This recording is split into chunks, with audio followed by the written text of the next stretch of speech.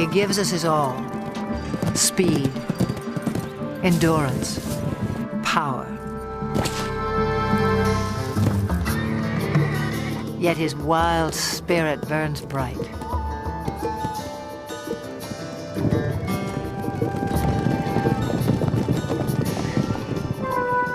Spark of ancient myth, pride of king and conqueror. He was the backbone of civilization. History was forged to the beat of his hooves.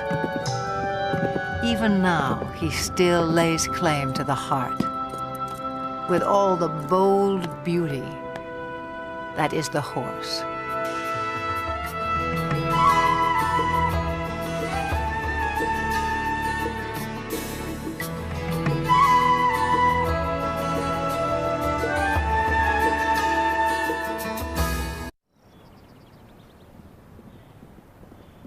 Summer sets off fireworks in the mountains of southern Montana. Spurred by heat and hunger, wild horses converge on the cool green heights, and sparks begin to fly.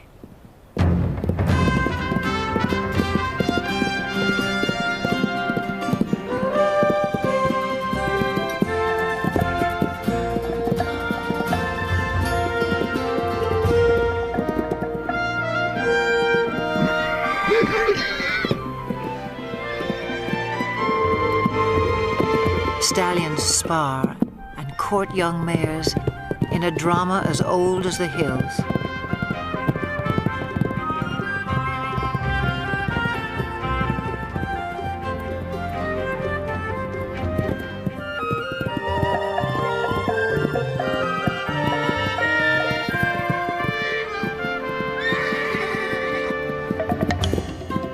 The Mustang has become a symbol of the American West. But some say he's a newcomer to these parts, even a trespasser. The truth is tangled in the long and winding history of his kind. It began some 60 million years ago in the forests of North America. Living on leaves, a creature the size of a fox walks the underbrush on padded toes. In time, forests give way to grassy plains. Legs grow long and toes become nimble hooves in a body built for speed. About 1 million years ago, the first true horses spread across land bridges to Asia and Europe. Their numbers swell, then slowly decline, perhaps due to climate change or the impact of a two-legged predator. To Ice Age hunters, the herds must have seemed inexhaustible, but by 8,000 years ago, horses were extinct in the Americas and dwindling elsewhere into memory and myth.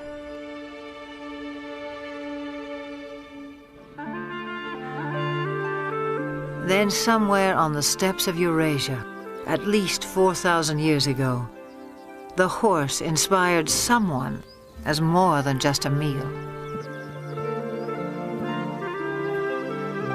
It may have begun as a shaman's ritual or a reckless teenage prank. But some brave soul took a quantum leap and changed the world forever.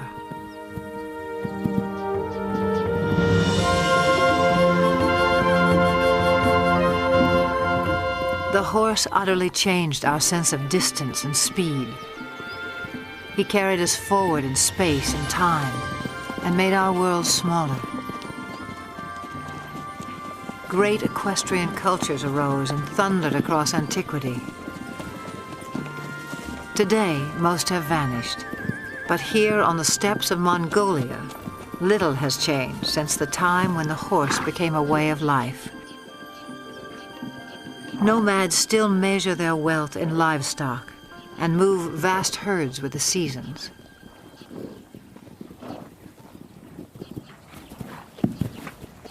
Small but hardy, Mongolian horses endure a harsh climate and grow a thick winter coat. When pasture is meager, they can survive on very little.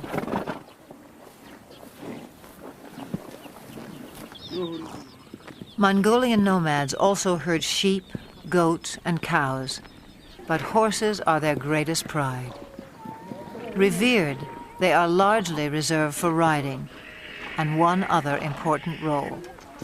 Mongolia's national drink, called arak, is fermented mare's milk.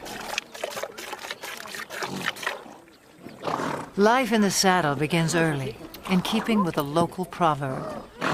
A Mongolian without a horse is like a bird without wings.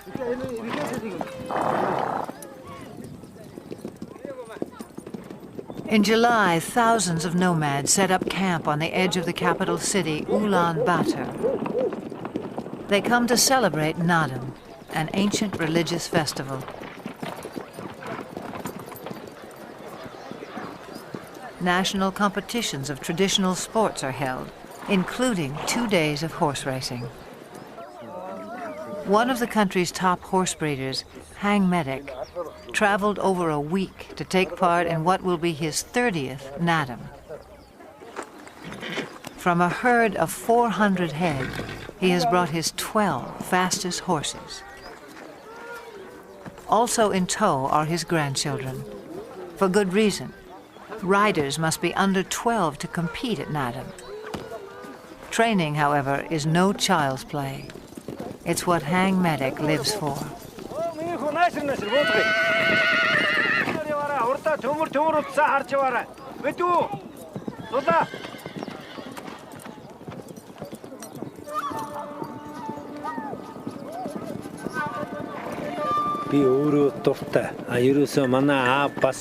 Horse training is a passion. My father was a great trainer, and he passed that on to me. It's the same for most Mongolian people. We compete at Naadam to see who has the best horse, and because we're so proud of our horses. A fine racehorse is a symbol of good luck and happiness.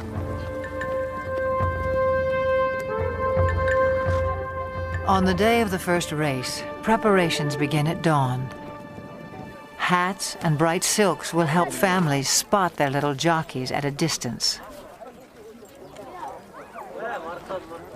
The distinguishing mark of a racehorse is a leather tail wrap, always wound clockwise. Forelocks are also bound. Hang Medic enhances the look with a charm bearing Mongolia's national emblem. He has high hopes for this young stallion. With an offering of mare's milk, Hang Medic's wife invokes the sacred powers of nature to bless horses and riders. A circle of incense purifies. A drop of arak protects from harm.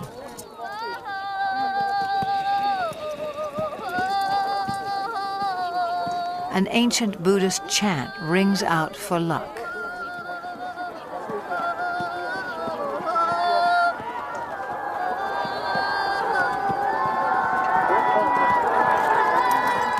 Some 500 riders will compete in the first race.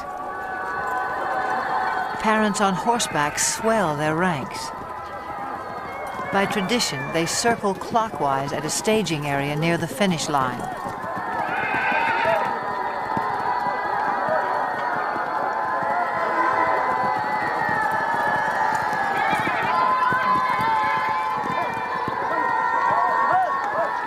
But the running of the race is not yet at hand. The starting point lies more than 15 miles away in the open steppe. To reach that point at a walk will take the racers some 3 hours, which leaves time to kill for everyone else. Nomads like Hang Medic take the moment to catch up with old friends and trading partners. For people who live much of the year in relative isolation, there's also the irresistible allure of new faces.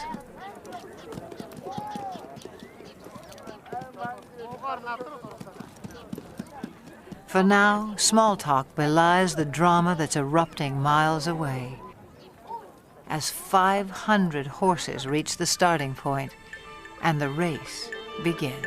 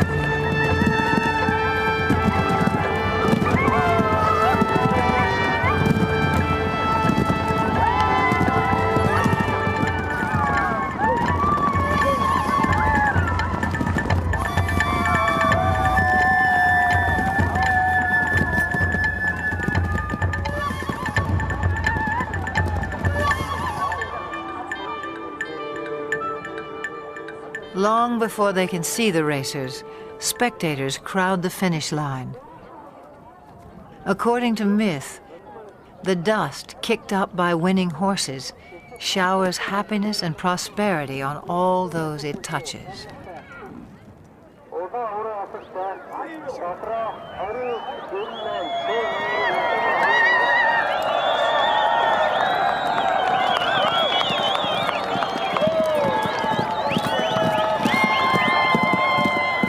Frontrunners have been galloping for nearly 30 minutes. By Western standards, this might qualify as an extreme sport. But these are the descendants of Genghis Khan, who forged the largest land empire ever known on horseback.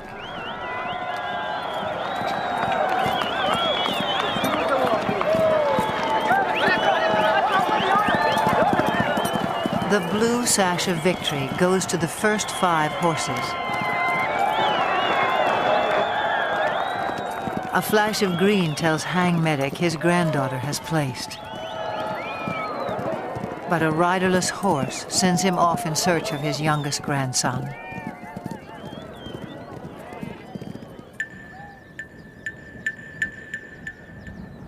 After an initial flurry, racers trickle in for another hour.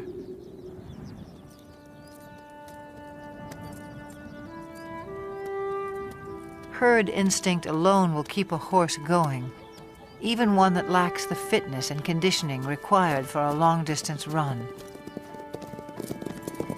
For some, the strain is too much.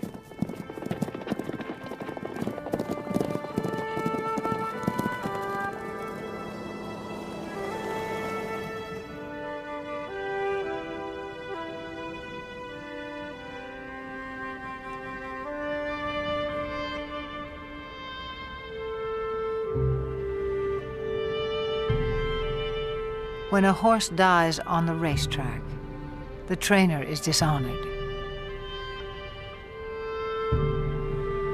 But the child who has lost a beloved pet reaps only heartbreak.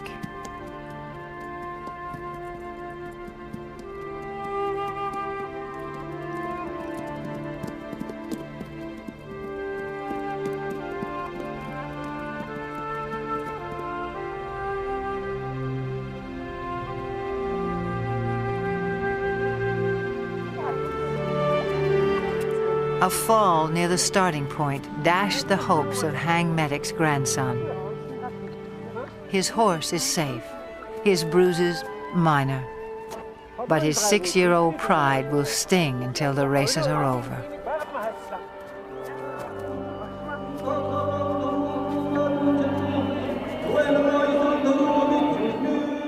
Nadam concludes in the National Stadium. with a parade of champions. Hang Medic is twice a winner. His grandchildren take 2 of his horses through their victory laps.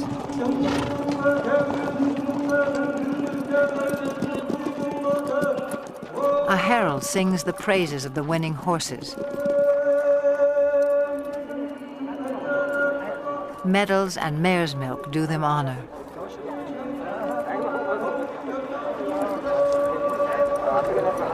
But for each little rider, the highlight is a kiss from the president of Mongolia.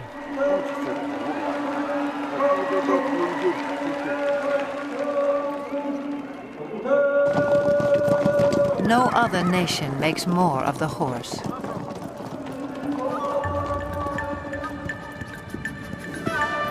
Fiery steed, faithful servant. He is all good things to the Mongolian people.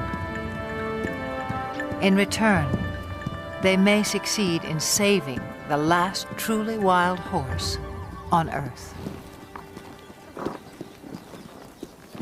Before the rise of civilization, his kind ranged throughout Asia and Europe.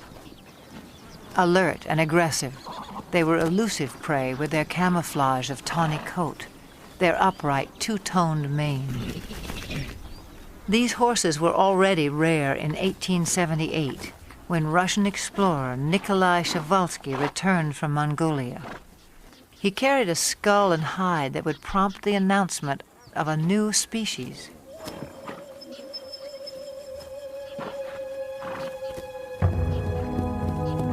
In a race for specimens, stallions were slaughtered to subdue mares.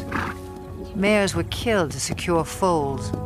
Dozens died en route to zoos and animal collectors in the West.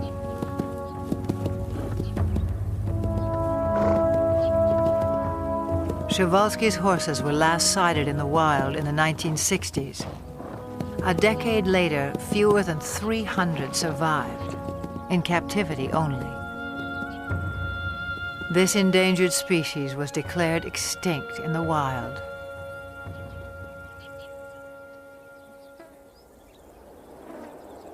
In 1992, 16 Przewalski horses from European reserves touched down in Ulaanbaatar.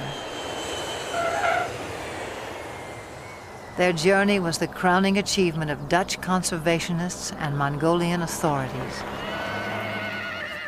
Transports were blessed with mare's milk as the horses arrived at a nature reserve established in their honor. The homecoming delighted local people. Their name for the horses is Taki. The word also means spirit.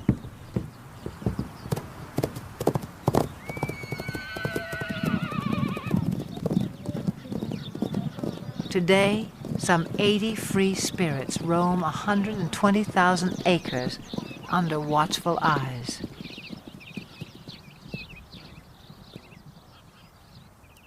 Park rangers closely track the animal's health and behavior. Breeding success is high. 2 generations have been born in the reserve. To increase the gene pool, horses are still brought in from the West.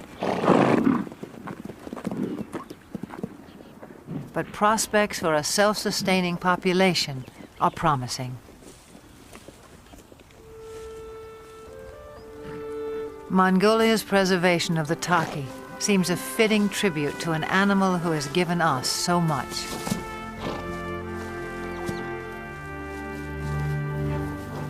Domesticated, the horse revolutionized our world, but in the process, he was also transformed.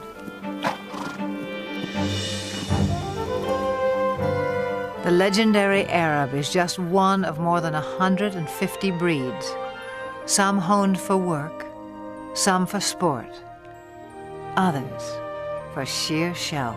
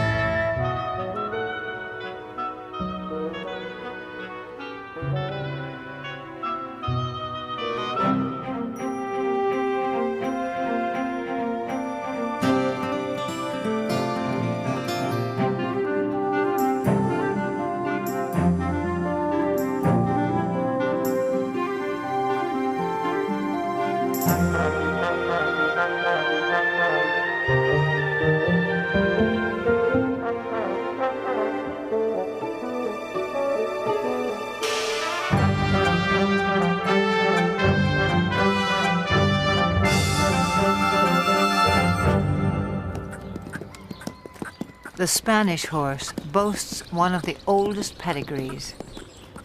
His speed and stamina were praised by the Romans. The famous Spanish riding school in Vienna was founded in his name.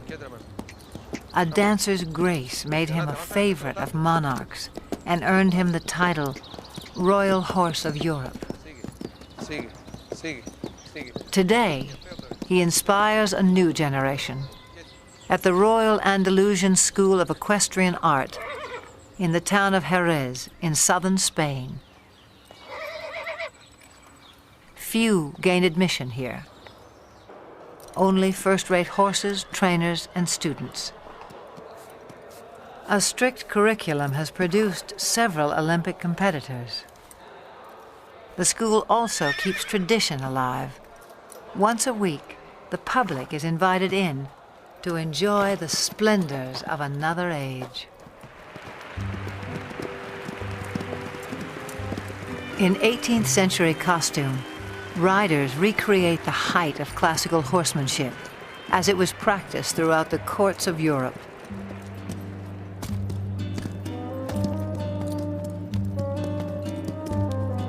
Most spectacular are the airs above the ground.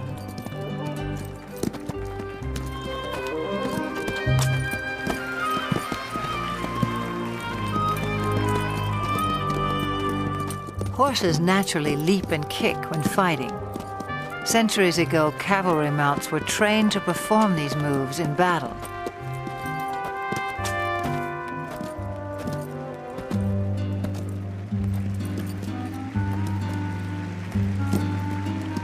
Eventually, each gesture became an end in itself, as formal as ballet.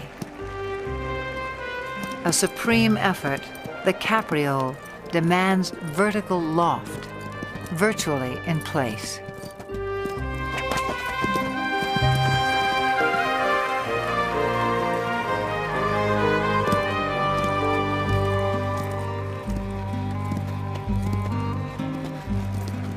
Few can perform this exacting dance with the power and precision of the Spanish horse. The purity of the breed is proudly protected in Spain, yet his bloodlines extend far and wide. For this was the horse who once conquered a new world. Some 500 years ago, Spanish explorers rode upon the shores of the Americas. Some native people mistook man and mount for a single fearsome creature. But soon they would make the horse their own.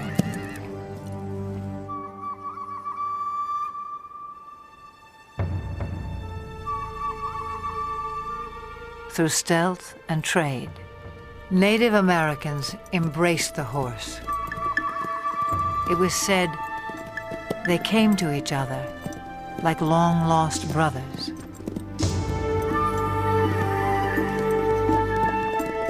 Some called him Sky Dog.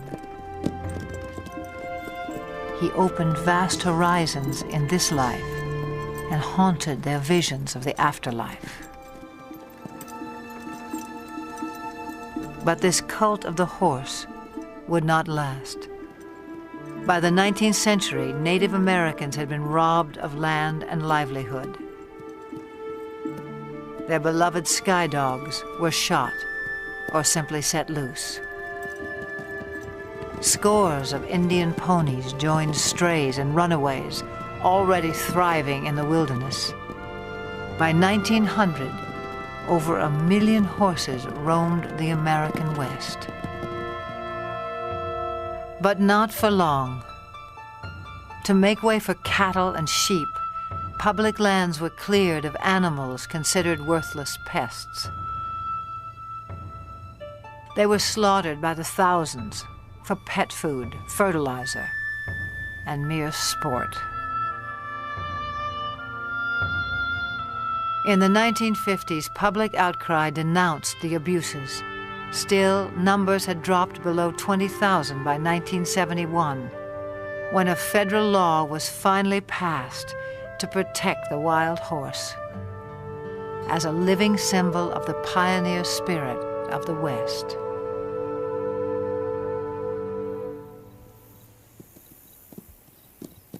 Today, the Bureau of Land Management oversees some 45,000 horses on public lands in 10 states. On the Montana-Wyoming border, the Pryor Mountain Wild Horse Range is home to a herd of about 160. Most live in small family groups of several mares, their foals, and a single dominant stallion. His role is to guard his harem and protect his growing offspring.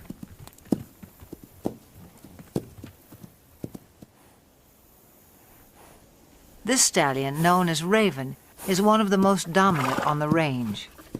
A heap of fresh droppings called a stud pile alerts him that potential rivals may be in the vicinity.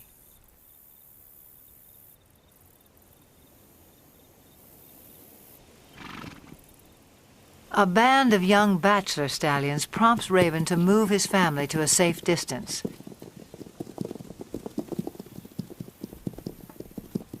Then he advances on the intruders, and confrontation becomes inevitable.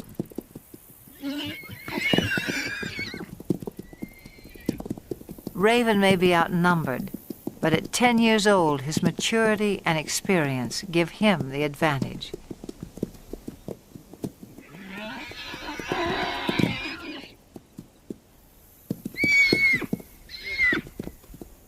As he enters the fray, his band stays put on the sidelines.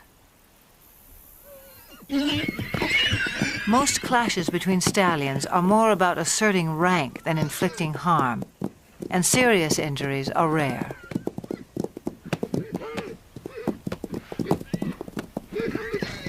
In the end, the bachelors move on unscathed but chastened, and Raven returns to his mares.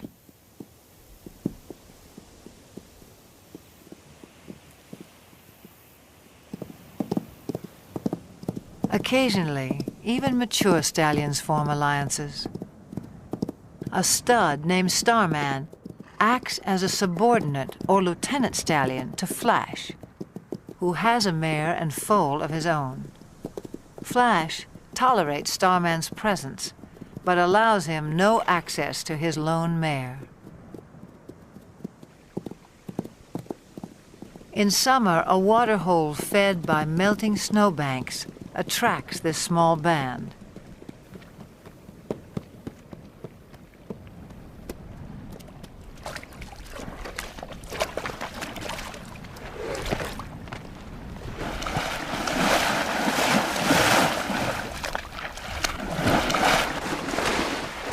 The mare enjoys a soothing mud bath, while her 3-month-old foal plays with the idea.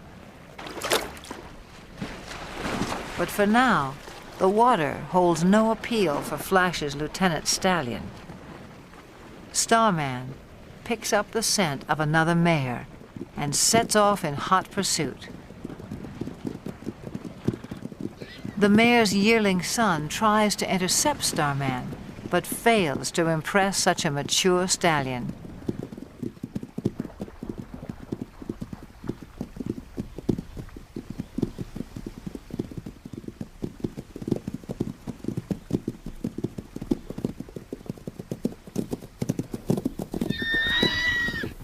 This mare's own stallion must be just out of sight, a boon for Starman. Still, she rejects his advances.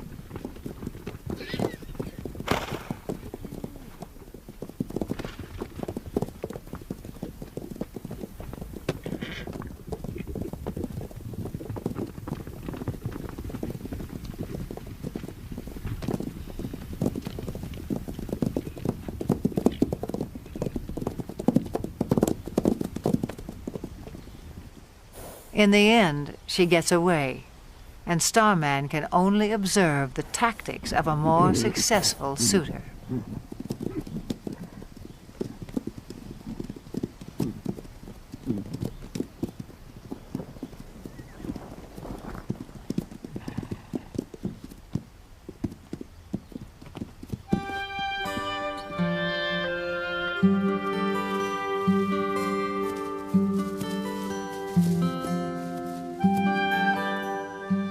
times, the Pryor Mountains seem heaven on earth for horses. Though much of the terrain is arid and winters are harsh, summer pastures can be glorious.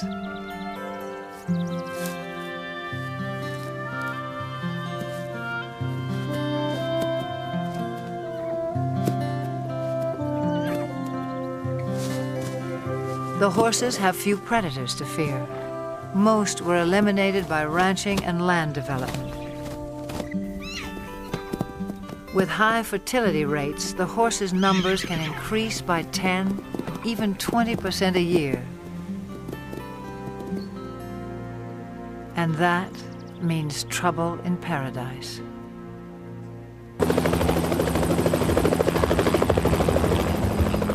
In the last 3 decades, the Bureau of Land Management has removed more than 100,000 wild horses from the range. The roundups are intended to protect public lands from overgrazing and ensure the health of the herds.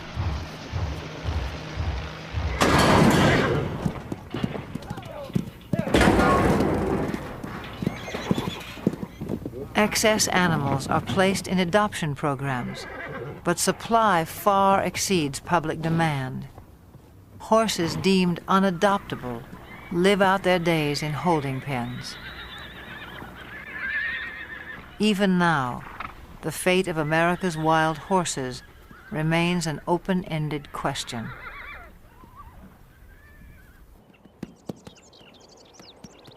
Some 4,000 years of domestication have failed to deprive the horse of his wild instincts. His natural impulse is to flee the company of humans. Brian Newbert makes a living not breaking, but in his words, starting wild or green horses. This 2-year-old quarter horse stud, born on the open range, has never been handled. On his ranch in Northern California, Brian is about to make first contact.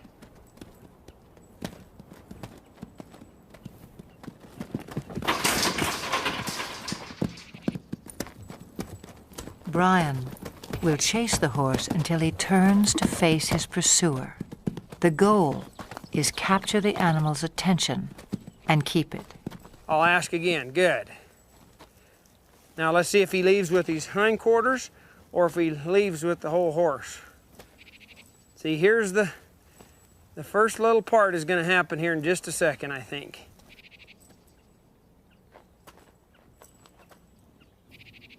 Subtle shifts of body language keep the horse focused on Brian. If his attention wanders, I might see if I can get another step closer. As long as he's doing that, I'll just let that soak in. And I'll take another step.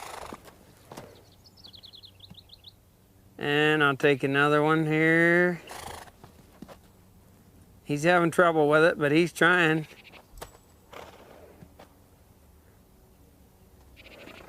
He's gonna have to leave here pretty soon. And I'll try to direct him back. There, he adjusted in the rear quarters. That's what I'm gonna need here.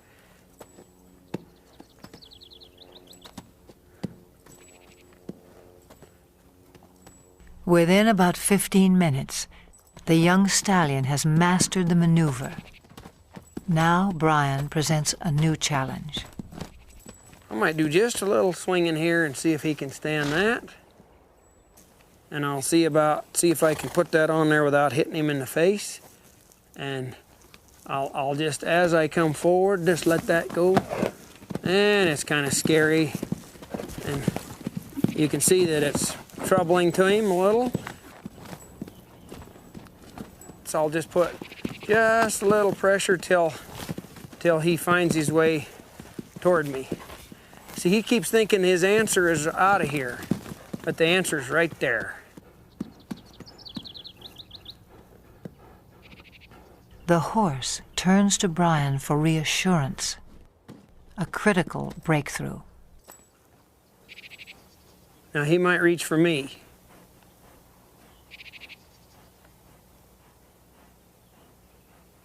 Let's see if... He come in here, I'll see if I can get another half a step without scaring him. See how he's reaching for me? Now here's a spot where you want to watch their ears, because some of them they'll take a run at you. Now I'll just wait here till he reaches. Like that. See him smelling me instead of... There's the first, second time he's ever been touched by a human, or he touched a human, I guess, instead of... Now again, let's see if this head shaking will disappear. I'll just keep a little tension there, and I'll see if he'll reach for me. And pretty soon I'll reach for him, like right there. We sort of met one another. A little bit of touching there.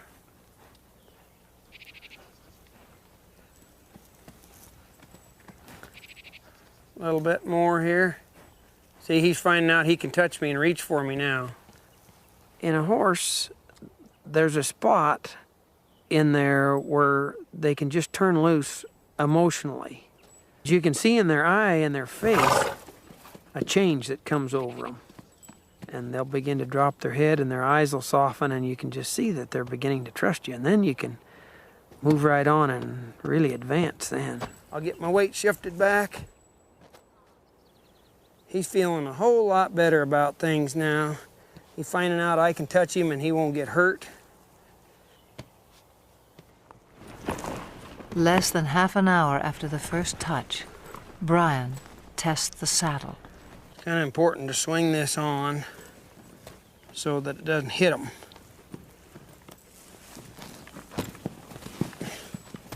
So this grab will gradually just lays right over on their back like that. I don't mind seeing one buck with the saddle, because being a prey animal, that's his responsibility to not let anything stay up there. That's where the predator has the best advantage. If he can get above and stay with them, then he can have himself a meal. Pretty dreamy now, but we'll see what he's like when he feels that saddle on there. I'd rather he test the saddle out before I get on than after I get up there. Now I'm gonna move him off, but ever so softly, if I can. I'm not trying to make him buck.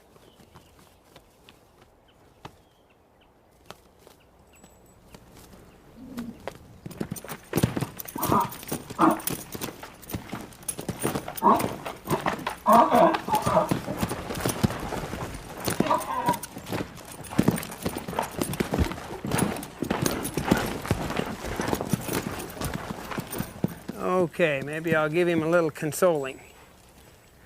Did you get scared, Bolly?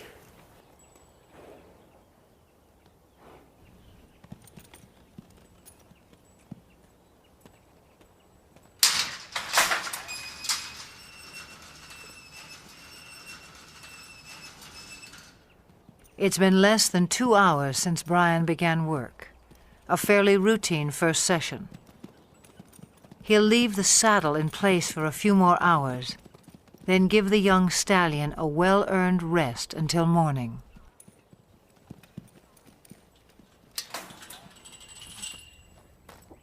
Yesterday's fear gives way to recognition and trust.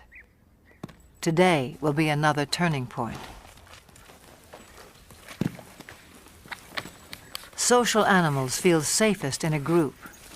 As a comfort to the young stallion, Brian has corralled several other horses.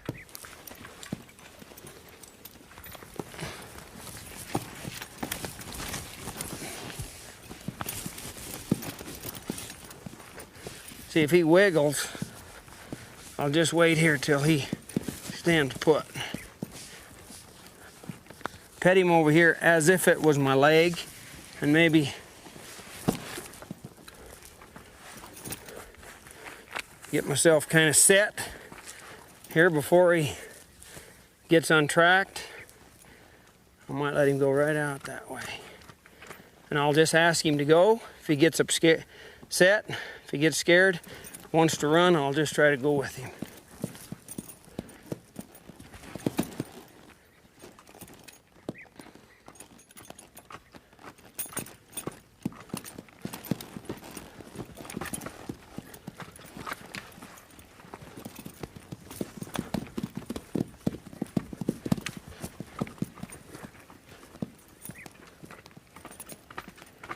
People ask me about this new way of working with horses. As far as I know, it's been around as long as there's been horses and man interacting with one another. I don't know how the first man could ever got on a horse for the first time without having something working for him.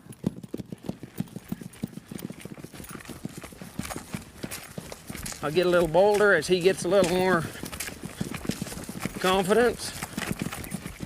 I'll ask him here to come back to me with this rein a little, and he did. The young stallion's first ride lasts no more than 15 minutes and prompts a simple reward.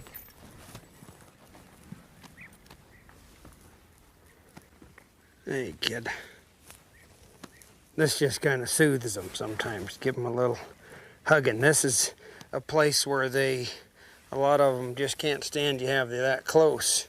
And if you can show them that it's okay to be this close, why, it's a real relaxing, soothing kind of thing for them. They really have to trust you.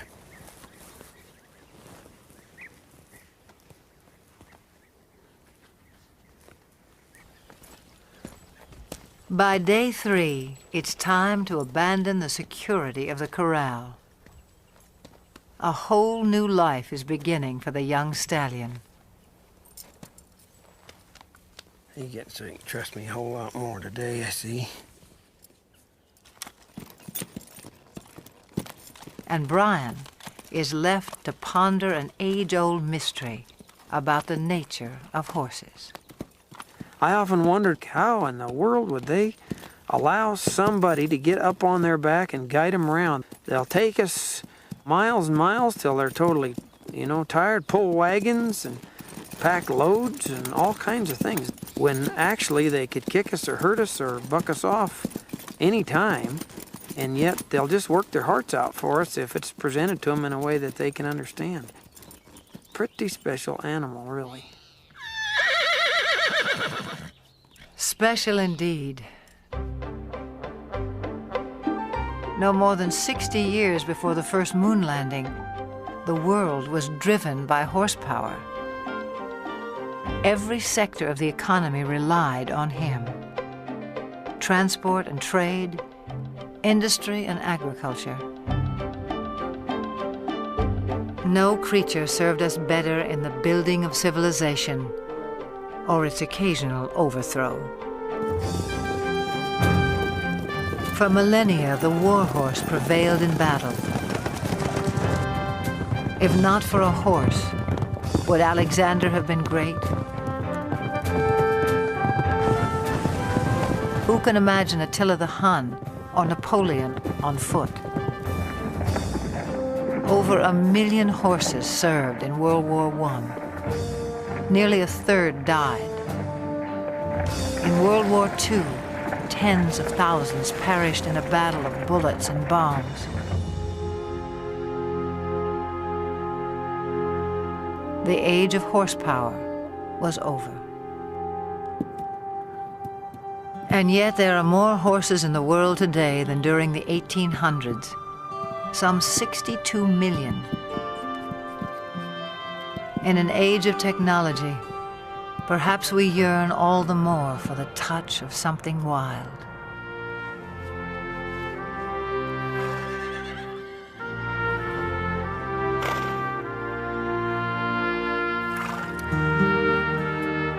The horse is no longer changing our world, but he can still change lives, one at a time. In central Georgia, Carol Woolley has loved horses since she was a child. In 1995, a friend told her about an old school horse who had seen better days as a fox hunter and jumper. His name was Carousel, and he needed a home. Carousel was in his mid to late 20s, a little lame, about 100 pounds overweight. He was a little sway back, just a good, quiet lesson pony. You like a goodie? Carol took good care of him. Local children rode him. Soon, Carousel was a favorite. In 1996, 2 weeks after the Summer Olympic Games, the Paralympics came to Atlanta. Some 3,500 athletes attended. For the first time, equestrian events were included. 16 nations sent teams. It was up to event organizers to provide horses for 62 athletes with a wide range of disabilities.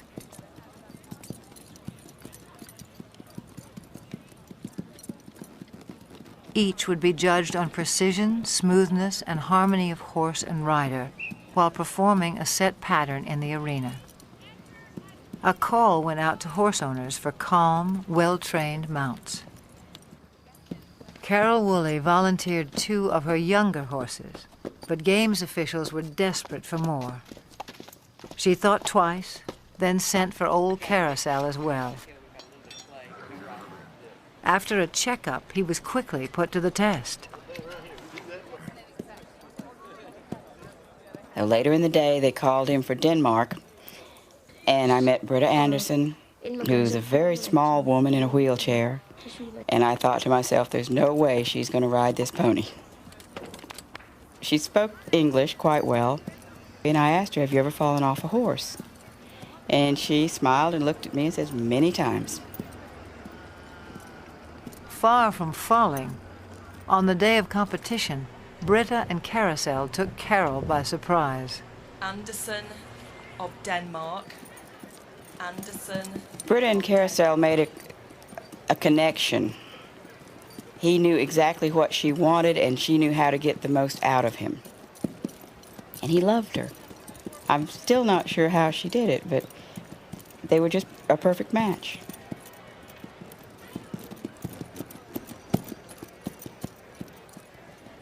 The judges agreed.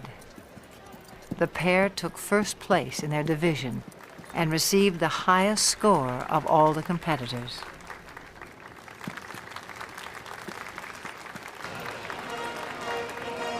From Denmark, Britta Anderson, riding Midland's Carousel, owned by Carol Woolley. When they won the gold medal, it was this little pony and a horse trainer from nowhere, and a world-class rider. And the thought that they actually won that gold and they earned it, it was probably one of the high points of my life.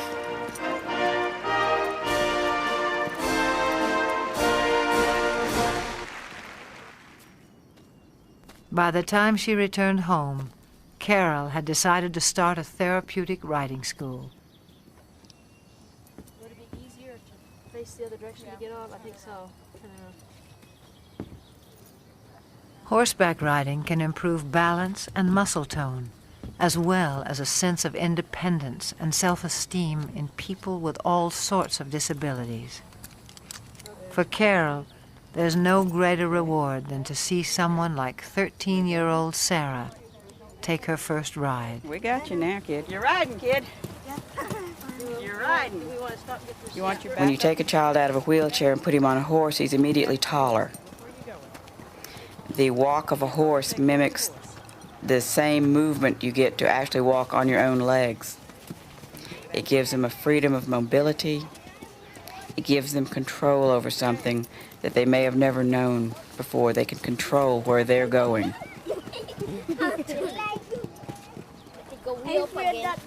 Carol runs the school on grants, donations, and volunteers. And Carousel heads her fleet of gentle horses past their prime.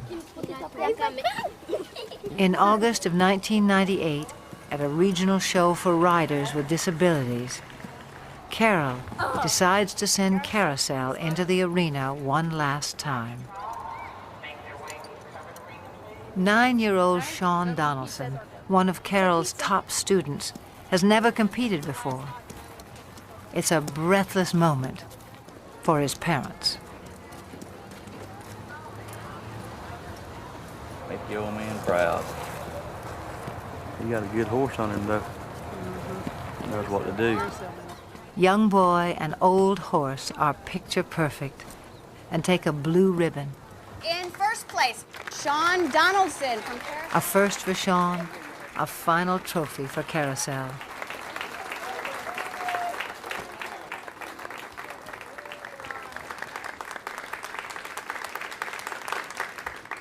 The competition concludes with a ceremony. As a symbol of retirement, Carol removes the saddle from a little horse of unknown breeding who has meant so much to so many.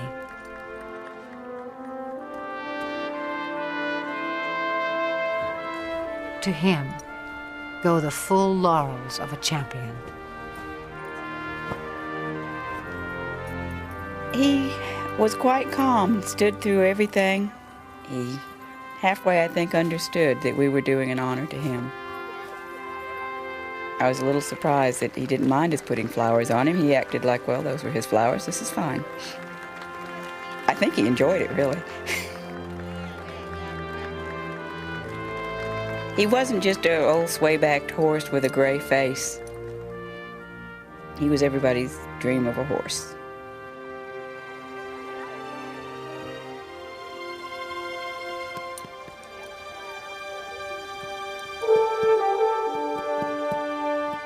He's served everyone that's ever owned him, every place he's been.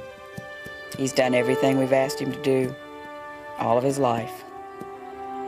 To me, he symbolizes all the horses that have worked hard all their lives and have given us so much pleasure.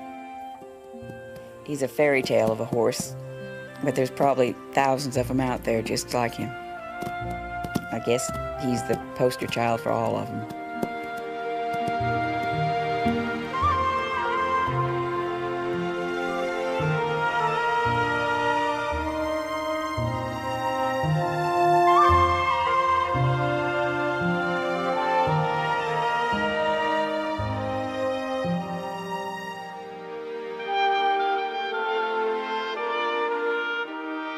For all they have done for us, for all that they are, may they always have green pastures, each and every one.